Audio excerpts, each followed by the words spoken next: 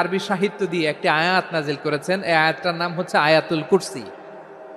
বিশ্বনবী বলেন, মান কারা আয়াতুল কুরসি দুবুরা কুল্লি সালাতিন মাকতুবাতিন লাম ইয়ামনাহু মিন দুখুলিল জান্নাতি ইল্লাল মাউত।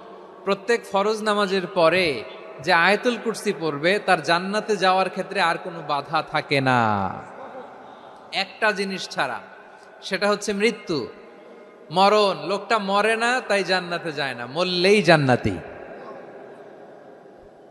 এই আয়াতুল কুরসির এই আয়াতে আল্লাহ তাআলা খুব স্পষ্টভাবে নিজের পরিচয় তুলে ধরেছেন।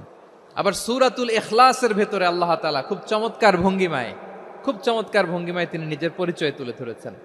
অনুরূপভাবে সূরা হাশরের শেষ 3 আয়াতেও আল্লাহ তাআলা খুব চমৎকার ভাবে নিজের পরিচয় তুলে ধরেছেন। আওয়াজ করে পড়ুন সুবহানাল্লাহ। আমরা সূরা হাশরের শেষ 3 আয়াতের তাফসীর আজকে আমরা শুনব। আসুন আমরা আমাদের রবকে চিনে নেই। আজকের আলোচনার টপিক হচ্ছে আসুন আমাদের রবকে চিনি।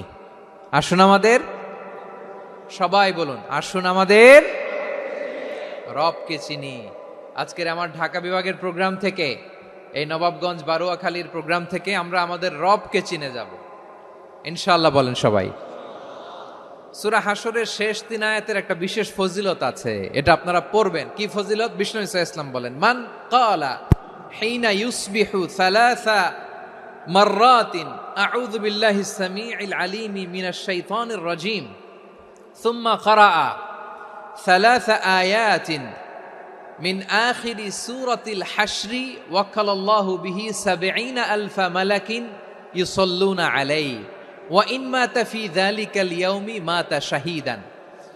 বিশ্বনবী মুহাম্মদুর রাসূলুল্লাহ সাল্লাল্লাহু আলাইহি ওয়াসাল্লাম ইরশাদ করেন, যে ব্যক্তি সকালবেলা 3 বার তেলাওয়াত করবে আউযু বিল্লাহিস সামিউল আলিম মিনাশ শাইতানির রাজীম, এরপরে সূরা হাশরের শেষ 3টি আয়াত তেলাওয়াত করবে, রব্বুল আলামিন ওই ব্যক্তির জন্য ৭০,০০০ ফেরেশতা নিয়োগ দিবেন যারা সারা দিন ওই লোকের জন্য মাগফিরাতের দোয়া করবে।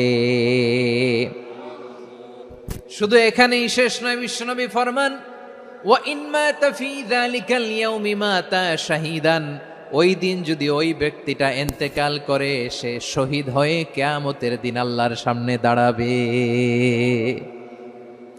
সকালবেলা যদি পড়েন 3 বার আউযু বিল্লাহিস সামিউল আলিম মিনাশ শাইতানির রাজীম 3 বার পড়ে সূরা হাশরের শেষ 3 আয়াত যদি তেলাওয়াত করেন, তাহলে আপনার জন্য আল্লাহ তাআলা ৭০,০০০ ফেরেশতা নিয়োগ করবে।